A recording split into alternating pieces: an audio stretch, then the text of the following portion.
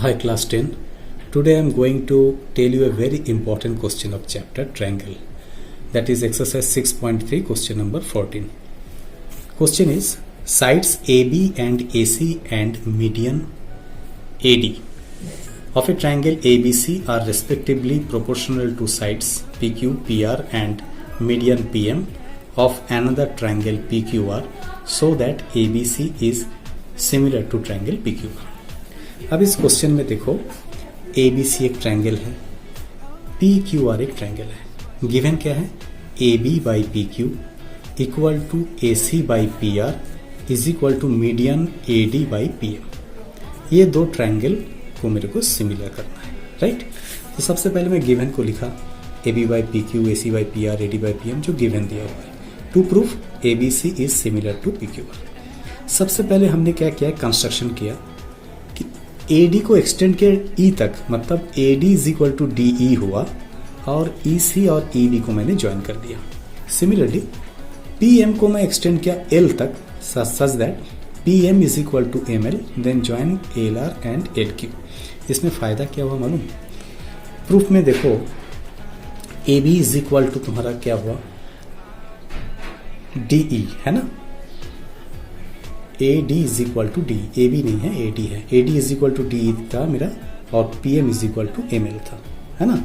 इसका मतलब AD is equal to DE तो हो गया और BD is equal to DC इसलिए है क्योंकि AD आपका मीडियन है। मतलब एनी क्वाड्रिलेटरल में if diagonals bisect each other then we can say it is a parallelogram. Okay, then ACEB is a parallelogram. मैं लिख दिया यहाँ पे ACEB एक पैरेललोग्राम है, ठीक है।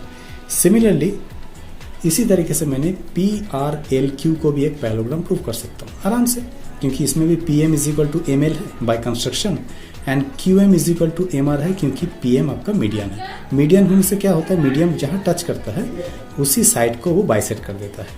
तो this is equal to this and this is equal to this. Similarly PRLQ is also parallelogram. तो मैं यहाँ पे ये लिख दिया, देखिए similarly PRLQ is a parallelogram.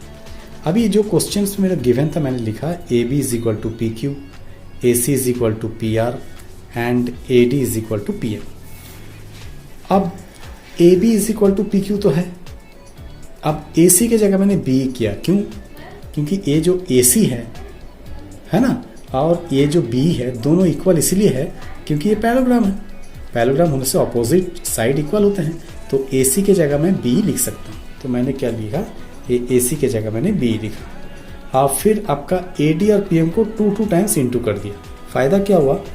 AD plus AD मिलके AE हो गया, है ना। AD प्लस AD मिलके तब तो 2AD हुआ ना, तो AE हो गया। तो यहाँ पे मैंने लिख दिया 2AD और 2PM में मेरा क्या हुआ? AE बाई PL और ये जैसा था BE बाई QL। जैसे PR को मैंने QL भी लिख सकता हूँ। ये जो आपका PR है ना, PR is equal to QL क्योंकि ये भी तो पैरेललोग्राम है। पैरेललोग्राम का अपोजिट साइड जो है इक्वल हो जाता है, तो इसीलिए मैंने लिखा कि AB by PQ is equal to BE by QL और 2AD मिलके AE बाई PL हो गया। अभी आप देखेंगे दिस बाई दिस, फिर AE बाई आपका PL और BE इक्वल रेशियो QL। तो ये दो ट्रायंगल आपका क्या हो गया? सिमिलर हो गया।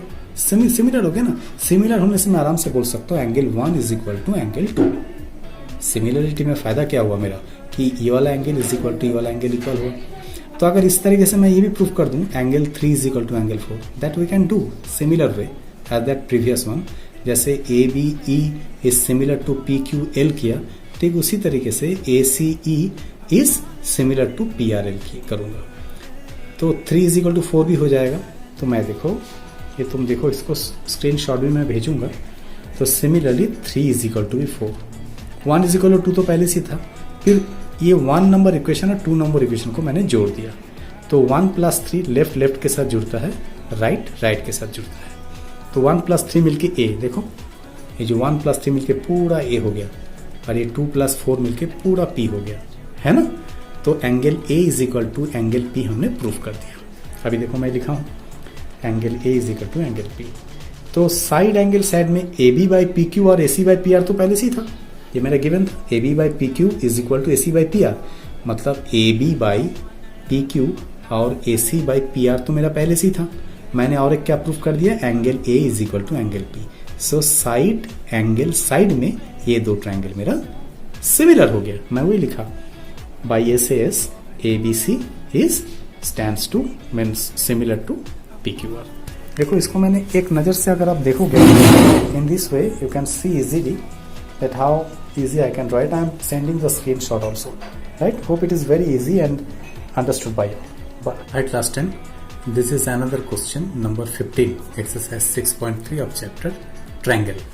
I am reading the question. A vertical pole of length 6 meter casts a shadow 4 meter long on the ground, and at the same time a tower cast a shadow 28 meter long. Find height of the tower. सबसे पहले इसमें ये समझना पड़ेगा ये tower है, P Q and A B is the tower. अब at the same time सूरज भगवान क्या कर रहे हैं, एक बार ए के प्रति रोशनी दे रहा है, एक बार पी के प्रति रोशनी दे रहा है। मतलब sun is rising, sun is reflecting in the both the angles. Okay, और ये पोल है, इसमें आपका सन का डायरेक्शन हैंड का रिफ्लेक्ट आ रहा है, तो नेचुरली एक शैडो तो मेजरमेंट होता ही है। तो इसका शैडो का मेजरमेंट 4 है, इसका शैडो का मेजरमेंट 28 है। लेकिन इस पोल का हाइट नहीं दिया हुआ है, इस पोल का दिया हुआ है 6। अभी आप सोचिए ये दो ट्रायंगल को अगर मैं सिमिलर कर लूं, सिमिलर करने से क्या होता है कि कॉरस्पॉन्डिंग साइड्स का प्रोपोर्शन तो मैं लिख ही सकता हूं। मतलब 6/x equal to 4/28। Now I can get the value of x by cross multiplication easily. तो मैंने वही किया, देखो पी क्यू को और ए बी, ये तो तुम्हारा पोल है, मैं लिख दिया पी क्यू पोल है और ए बी तुम्हारा, अच्छा एक पोल है, एक टावर भी है, सॉरी ये पी क्यू आपका पोल है, ए बी इज टावर, लेकिन पोल का शैडो इधर गिर रहा है, टावर का शैडो आपका बी सी। सो क्यू आर आपका मैंने लिख दिया शैडो भी है और बी सी आपका ये है ना, दिस इज द टावर का ए बी शैडो ही है। ओके, अभी उसके बाद मैंने लिखा कि इन पी क्यू आर और ए बी सी ट्रायंगल में अगर angle P is equal to angle A बोलूं, मैं लिख दिया P is equal to angle A। How? Because some angle at the same time, ये जो सेम टाइम वर्डिंग लिखा हुआ है ना इसमें, सेम टाइम इसका मतलब सन का जो सूरज की किरण है वो A एंड P में बोथ द सीक्वेंस में सेम तरीके से आपका आ रहा है। तो angle A is equal to angle P, और ये तो 90 डिग्री है, पोल तो is vertical pole that is 90 degree and B is also 90 degree, that is tower that is also the 90 degree. तो Q is equal to B, मैं लिखा इसमें Q is equal to B 90 degree each. तो ए criteria में दोनों triangle आपका similar हो गया। सिमिलर हो गया मतलब कॉरस्पॉन्डिंग साइड का proportion 6/x is equal to 4/28 है ना। तो इसको क्रॉस मल्टीप्लाई किया, x की वैल्यू मेरा 42 मीटर आ गया, जो ये आपका 42 मीटर क्या हुआ, ये आपका टावर का आपका लेंथ हाइट, मतलब हाइट ही समझ जाओ, हाइट ऑफ द टावर आपका, you will get that height is 42 metre. Okay, bye bye, thank you.